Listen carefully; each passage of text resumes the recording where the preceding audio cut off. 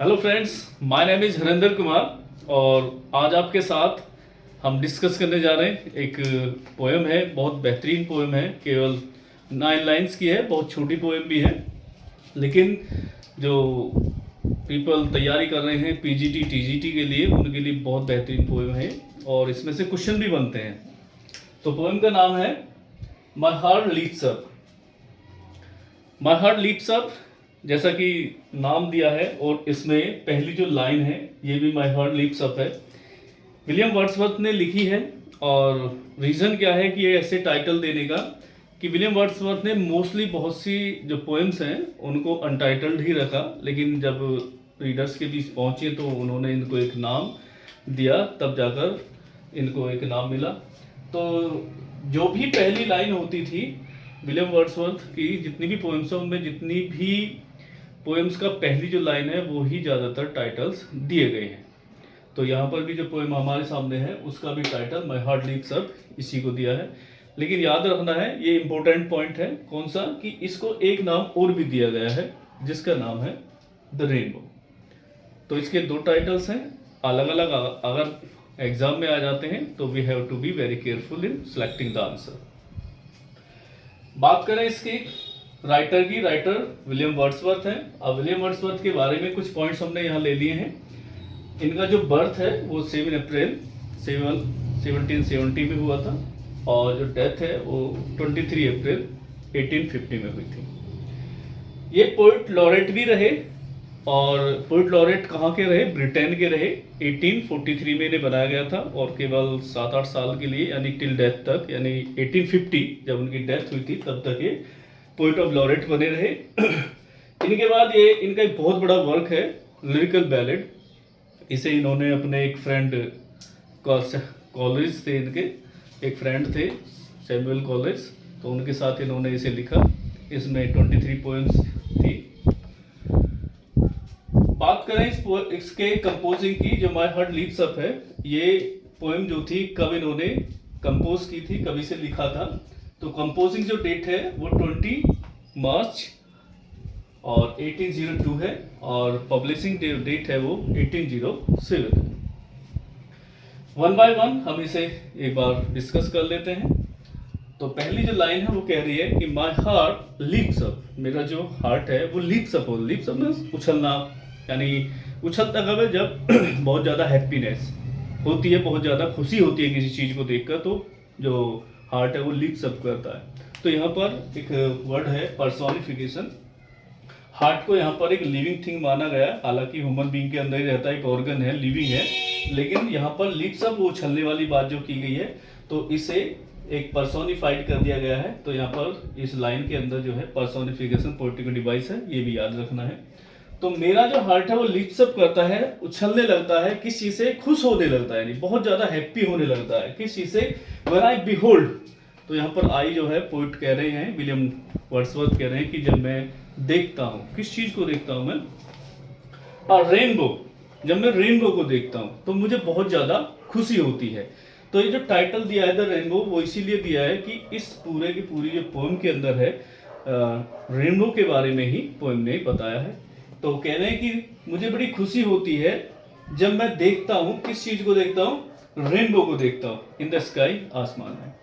यानी रेनबो जो होता है खासकर बरसात के मौसम में वो दिखाई पड़ता है, और एक कर्व फॉर्म में दिखाई पड़ता है स्पेशली। और अगर इसे लैंडस्केप के ग्रीन जो फील्ड्स हों वहाँ पर देखा जाए तो बड़ा ही सुंदर नज़र आता है। खासकर हिल एरियाज़ में देखें तो और भी सुंदर नज़र आता है। तो यहाँ पर जो पोइट है वो एक बात और प्रेजेंट कर रहे हैं हमारे बीच में, कि वो एक नेचर पोइट है, यानी नेचर लवर है। वो बहुत ज़्यादा प्यार करते हैं प्रकृति से, प्रकृति की चीज़ों से। तो कह रहे हैं कि मैं रेनबो को जब देखता हूँ आसमान में तो मुझे बड़ी खुशी होती है। So was it when my life begin. कह रहे हैं कि मेरा जो लाइफ स्टार्टेड हुई, यानी जब मैं छोटा था, जब मेरा जो बचपन था, यानी जब मैंने अपनी लाइफ को शुरू किया, जब मैं बचपन एज में था, तो ये उस समय भी था। किस समय था और क्या था? यानी रेनबो को देखकर मुझे जो खुशी होती थी वो बचपन से ही होती थी। देखा हुआ अपने बहुत से छोटे छोटे बच्चे होते हैं, क्या करते हैं कि उनके सामने जब कोई अच्छी सी चीज़, यानी ऐसी चीज़ नज़र आती है जो उन्होंने कभी ना देखी हो, या जिसे देखकर बहुत ज़्यादा वो खुश महसूस प्रेजेंट करना चाहते हो, तो वो अपने पैरों पर उछल कूद करने लगते हैं और अपने हैप्पीनेस को प्रेजेंट करते हैं। तो कह रहे हैं कि ये जो हैप्पीनेस थी किसको, रेनबो को देखकर, वो मेरे पास आज से नहीं है, वो तब से है जब मेरा जो लाइफ थी वो शुरू हुई थी, जब मैं बचपन में था, तब से जब मैं रेनबो को देखता था तो तब भी मुझे खुशी होती थी। So is it now when I am a man, कह रहे कि मैं आज अडल्ट हो चुका हूँ, बड़ा हो चुका हूँ, लेकिन आज भी रेनबो को देखकर मुझे उतनी ही खुशी मिलती है जितनी कभी बचपन में दिखती थी। So be it when I shall grow old, यहाँ पर वो अपनी एक इच्छा प्रेजेंट कर रहे हैं, कह रहे हैं कि ये जो रेनबो को देखकर खुशी होती है मुझे, जो रही भी थी कभी और जो आज है, तो वो हमेशा रहनी चाहिए मेरे साथ, हमेशा जब मैं बड़ा भी हो जाऊं या मेरे लाइफ के जो डेज बचे हुए हैं, जो मैं जीवन जीऊं, तो वो मेरे साथ ये खुशी बनी रहनी चाहिए। खुशी से मतलब क्या कहना चाह रहे हैं कि नेचर से मैं अलग नहीं होना चाहता, वो नेचर को प्यार करते हैं, नेचर से बिल्कुल अलग नहीं होना चाहते। सो वो ये लाइन कहना चाह रहे हैं कि जो मेरा लाइफ बची हुई भी है वो नेचर के साथ ही पास होनी चाहिए। और लेट मी डाई, फिर एक लाइन बहुत ही बेहतरीन उन्होंने बोली है कि अगर मैं नेचर से बाय द वे मेरा जो टच है वो हट जाए, अगर मैं किसी वजह से सांसारिक चीज़ों में पड़ जाता हूँ, जो मेटेरियलिक स्टिक्स होती है, जो चीज़ें ऐसी होती हैं, जो सांसारिक चीज़ें होती हैं, अगर मैं उनमें चला जाता हूँ, मेरा मोह माया जो है इन चीज़ों की, सांसारिक चीज़ों की तरफ चला जाए, नेचर से मेरा हट जाए, रिश्ता हट जाए, तो फिर मैं जीना नहीं चाहता। कहने लगे कि फिर चाहे तो मेरी मौत हो जाए, मुझे कोई दिक्कत नहीं, यानी मैं मर जाऊँ, इससे बेहतर कि मैं अगर नेचर से दूर होता हूँ। तो यहाँ पर एक वेरी इंपॉर्टेंट लाइन है, आजकल इसे फ्रेज में भी बोला जाता है और इडियम शादी में चलाते इसे लोग यूज करते हैं। The child is the father of the man, child is the father of the man. यहाँ पर दिखाया गया है कि चाइल्ड जो है आज वो पिता है किसका, एक आदमी का, लेकिन यहाँ पर क्या लिखा हुआ है, यहाँ पर तो लिखा हुआ है कि चाइल्ड जो है वो फादर है एक मैन का, लेकिन होता क्या है, रियल में क्या होता है कि एक आदमी जो होता है वो फादर होता है एक बच्चे का। ठीक है, ये एक हिस्ट्रिकल लाइन भी मानी जाती है, बहुत ही इंपॉर्टेंट लाइन, लेकिन इसमें एक अपोजिट मीनिंग निकल कर आ रहा है। क्या निकल कर आ रहा है कि यहाँ तो होना चाहिए कि मैन जो होता है फादर होता है एक बच्चे का, लेकिन यहाँ पर मीनिंग क्या निकल के आ रहा है कि बच्चा जो है वो फादर है एक आदमी का।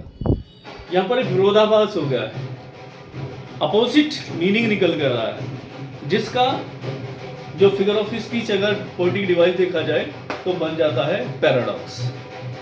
इसका मतलब क्या होता है कि एक जब बच्चा जन्म लेता है, जब वो बड़ा होता है, तो बड़ा होने के बाद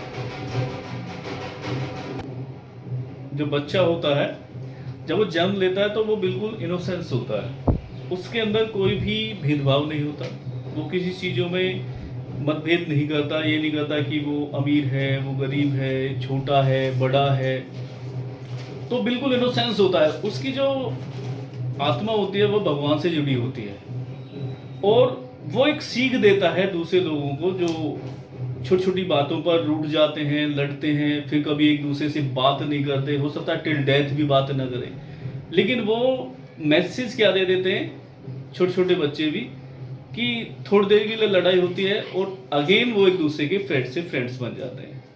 तो वो क्या कहना चाह रहे हैं यहाँ पर कि नेचर के साथ रहने पर, अगर नेचर पहली बात तो रूठती नहीं, उसके साथ रहोगे तो बहुत कुछ सीखने को मिलता है। और जो बच्चा होता है वो एक फादर बताया गया है क्योंकि वो भी कुछ सिखा रहा है। एक मैसेज और भी यहाँ पर विलियम वर्ड्सवर्थ ने दिया है कि जैसे कोई बच्चे ने जन्म लिया, बड़ा हुआ, चाइल्डहुड को पार किया, उसके बाद जो उसकी क्वालिटीज़ होती हैं, उसके अंदर दिखने वाली जो कैरेक्टरिस्टिक्स होती हैं, वो उसके फ्यूचर को एक्सप्लेन कर देती हैं कि वो फ्यूचर में चलकर आखिर क्या बनने जा रहा है। तो ये सारी बातें इसके अंदर आ जाती हैं कि द चाइल्ड जो होता है वो फादर ऑफ द मैन होता है। And I could wish my days to be, कह रहा है इन जो लास्ट की लाइन है, कंक्लूडिंग लाइन से इनमें बोल रहे हैं पोएट विलियम वर्ड्सवर्थ कि मैं चाहता हूँ, क्या चाहता हूँ कि जो मेरे डेज हैं, यानी मेरी लाइफ के जो डेज अभी बचे हुए हैं, जो ईयर्स बचे हुए हों, to be bound each to each, वो एक दूसरे से कनेक्टेड ही रहनी चाहिए। कनेक्टेड से मतलब कि मैं नेचर को प्यार करता हूँ, वो नेचर से ही मेरे डेज भी कनेक्ट रहने चाहिए, वो अलग नहीं होने चाहिए। बाय नेचुरल पाइटी, कि वो कहना चाह रहा है कि मैं जो हूँ वो नेचर के लिए बहुत ज़्यादा डेडिकेटेड है। जैसे कुछ लोग कहते हैं ना अंधभक्त होते हैं भगवान के, कि भगवान की आस्था में रहते हैं, ऐसे ही विलियम वर्ड्सवर्थ जो हैं वो अंधभक्त हैं। किसके लिए? नेचर के लिए, कि नेचर के लिए फुल्ली डेडिकेटेड है। अगर कि वो रहे तो हमेशा किसकी उसमें रहे? नेचर के साथ रहे। लास्ट में मैं एक चीज़ और आपको इंक्लूड कर देता हूँ कि यहाँ पर ये जो 3 लाइनें दी गई हैं ये एपिग्राफ है। किसकी एपिग्राफ है?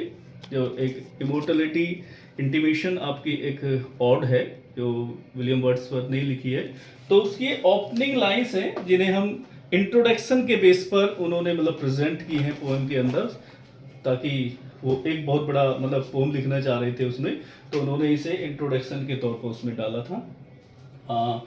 एक पॉइंट यहाँ पर भी है कि हम पोएट ऑफ डिवाइस में जब एक वर्ड जो है बार बार रिपीट हो रहा होता है तो उसमें एनाफोरा हम यूज करते हैं।